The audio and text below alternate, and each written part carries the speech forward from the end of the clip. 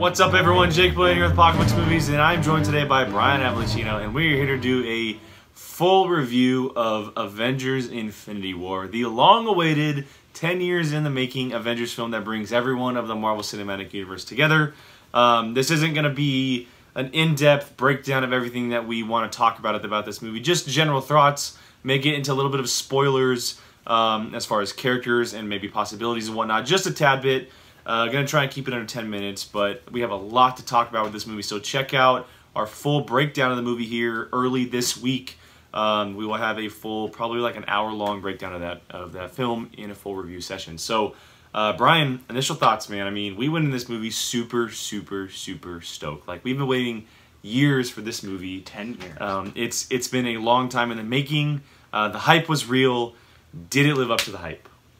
I think the $630-something million tells you, yeah. 638 worldwide on one weekend. Yeah. One weekend. Without China, too. Dude. So, this movie's gonna explode. And yes, it fully lived up to the hype. Yeah, I mean, it lived up to the hype and then some, because we knew what we were getting into this movie. But we didn't know. But we had no idea what we were getting into with this movie. There are so many things, and look, there are going to be some spoilers, and look, it starts off with the death of Loki. Like, that is, well, to begin with, pretty much right where Ragnarok. Yeah, it's a direct sequel to Ragnarok and Civil War in a way. Like, it picks up right away, but it's a gut punch in the first 10 minutes of this movie. Not only does Loki die, Thor is pretty much left alone. Hulk is sent off to Earth. Heimdall is killed. Yeah, I mean, two major characters through the Thor movies and the universe overall are dead within minutes. And then all of this crazy stuff begins to happen as far as, you know, the Black Order coming to Earth and the Avengers going to Titan and Thanos jumping back and forth between different locations and Wakanda and, like, all of these different pieces going on. It's a mind meld as far as what's going on, but it's so good because of the risk and uniqueness of this film and just how good it is. Oh, yeah. I think it was definitely, it caught me off guard and by surprise that when it started, he already had an Infinity Stone. Yeah, they didn't do the Xandar stuff at all. That's right. Which I thought about a little bit earlier today. That means he's destroying Xandar while Ragnarok's going on. Yeah, he is. So. Very true. No, it's interesting, and one thing that we had talked about, or questioned, I guess, is whether or not he would get all 6 stones in this movie. He gets all 6 stones, and it's very easily. Like, it happens very easy. It happens pretty easy. Fairly. I mean, it's pretty easy how it happens. His hardest time, I would say, came from Earth, though, surprisingly. Well, that's because the Avengers are pretty badass. Yeah, but I figured... And the Black Order kind of sucked. Don't start with that. Anyway, I mean, that's the one big question we had going in, is whether or not he would get 6. He got all 6. Yes, some of it was a little bit harder than others. But for Thanos, I mean, it happened pretty quickly and pretty easily. Out of it, we got the death of Vision. We got the death of Gamora, which time will tell as whether or not she is a dead. And we'll talk about that in future videos and the breakdown specifically. But as far as how he got the stones and the story that took place with him getting the stones, was it as good as we were hoping it was? I think so. You already know I'm disappointed in the Black Order. That's one of the big complaints I think that comes from this movie for sure. That I'm a lover of the villains, and I was so excited for those 4 because I thought they were going to be badass, and they didn't even get 1 stone. I will say Ebony Maw was pretty cool. Oh yeah, Ebony Maw was by far the coolest, and they used him very just. He was smart. my favorite. He was the one I was most anticipated, looking forward to seeing. And I would say probably most used. Yeah, by far. Verbally, by far. That's for sure. No, it's not even just about screen time. It's more about how they used him, and he had the most important role out of the 4. Oh, 100%. Because of the Doctor Strange stuff, you know, taking the Time Stone, because it is the most... Even though the Mind Stone is in Vision, I would say that the Time Stone was the most guarded because of Strange. Oh, that was the one that was the hardest to take. I always thought that was probably the most... I don't know if important's the right word, but like most sought after, maybe, of the 6. Let's move on to the characters in this movie now. We know that there are dozens of Marvel characters in this movie, and the Russos had a very tough time as far as giving them on-screen time, giving good transitions between one part of the universe to another, because after Civil War and with Guardians, they're not all together. Like, there are different parts to these characters all around the world and universe. And so, were you happy with how not only they use the characters as far as certain alignments and where they were when this movie was going on, but kind of how they transitioned from scene to scene and almost story to story? I had no problem with it. I mean, I feel like everyone kind of got their own fair shot in I would say the story. so for sure. It's very hard to do. It was funny because I was thinking to myself, like, I felt like I didn't get enough Captain America, but I mean, he got the same amount of time almost as everyone else. He was in there quite a bit. He just didn't, like, I don't think he was as verbal. I think he was definitely more, like, fists and stuff like that. He was part of the war, and yeah. I mean, him and Black Panther both pretty much had the same screen time. Yeah. I would say so, and nobody was complaining about Black Panther. Almost everyone, I felt, had an equal amount of time. I would say that the Iron Man and Doctor Strange stuff took a little bit more prominence because they were dealing with Thanos head on. And like, that was with a stone with him head on. The Black Order was dealing with Cap and Black Panther in Wakanda. Going after a stone, of course, but because Thanos was on Titan, because it was Thanos' home world, and Doctor Strange and everyone was involved, that story definitely took a little bit more prominence. Yeah. And Thor's as well, because Thor's was huge. Yeah. Thor's story was big in this movie, and it's going to play into Avengers 4 very, very important.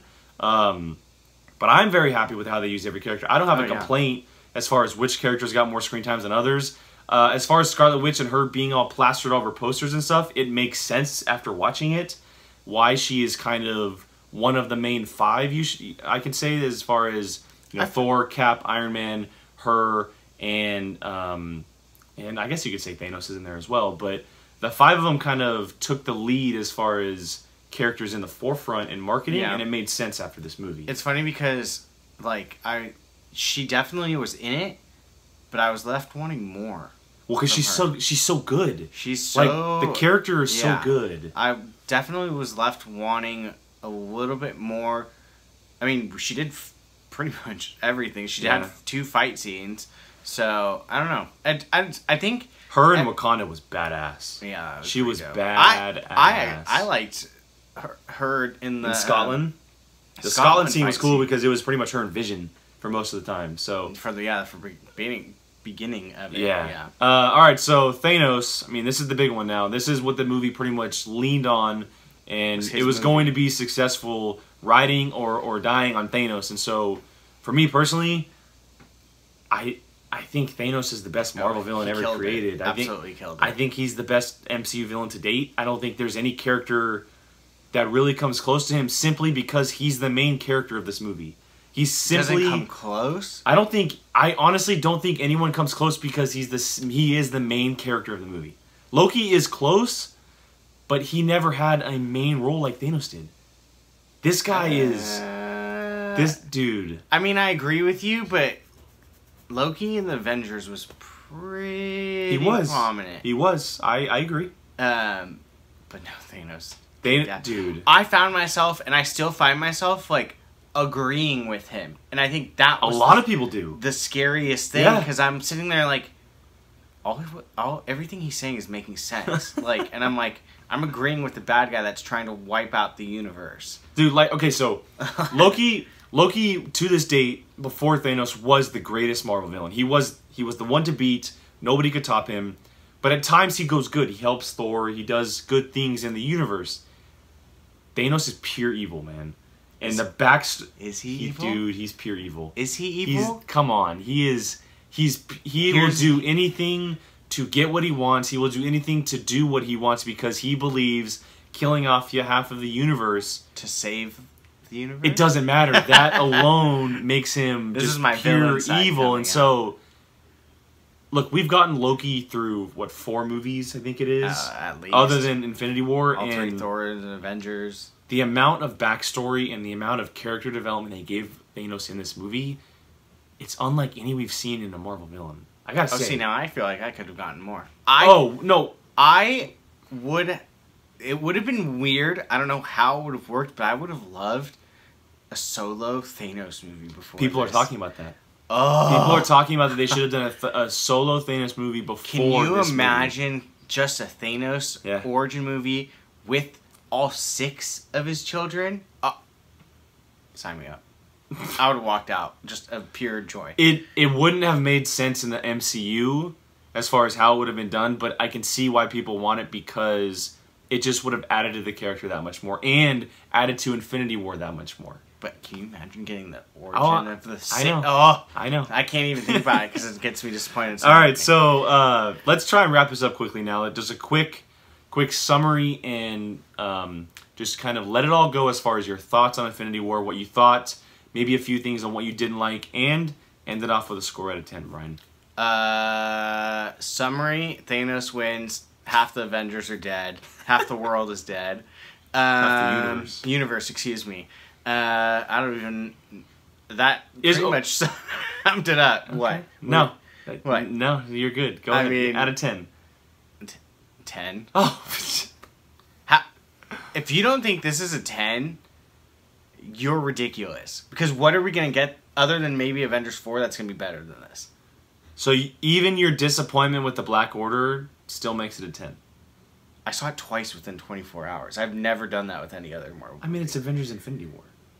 Exactly. That's why it's got a 10. Okay, fair enough. It's the highest of all of my 10s that I've given. Fair enough. All right, so yeah, for me, I mean, I love the movie. Like Brian said, we saw it twice in 24 hours. It's worth everything. It lived up to the hype for me personally. I like it personally because it's so risky and so different from what we were expecting. A la The Last Jedi in a way. It very much felt like that, where people were expecting so much and it got something completely different from what they were expecting, and that's why I enjoy it. There are things I don't like about it. I don't like the Black Order. I hate the fact that they give Thor's eye back, which really bothers me. God. Really bothers me. Overlooked that so hard.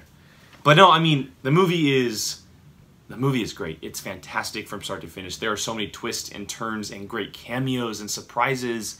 And it's... Oh, we didn't even talk about Red Skull. Yeah, like, there are so many things to love about this movie, and even though I do have a few things I don't like, I'm giving this thing a 9.5 out of 10 because it's absolutely amazing. Like, it's everything we wanted out of Infinity War. So away. Shame on you. Because it's not a 10? Yeah. Shame on you. Shame on you. Well, the only thing that's going to give a 10 is for you is Captain Marvel. No. Completely side note. Better than The Last Jedi. Yeah. Yeah, okay, good. Yeah, I agree with that too. I think so too. Alright, so that's our kind of short review of Infinity War. As I said earlier, we're going to break it down a lot more with Jacob and Keith in a full breakdown, probably like an hour plus long, just getting full sweaty. Moly. Just getting full sweaty on the movie because it deserves it. There's so many things to talk about. So, Brian gives it a 10 out of 10. I give it a 9.5 out of 10. Let us know in the comments what you thought of the movie. Did you like it? Did you not like it? What surprised you? What didn't you like about it? Head down there. Let us know in the comments. Let's have a conversation about it. Thank you for joining us today. Hit that like, share, and subscribe button. We really appreciate the support. Again, thank you, and until next time, see you later.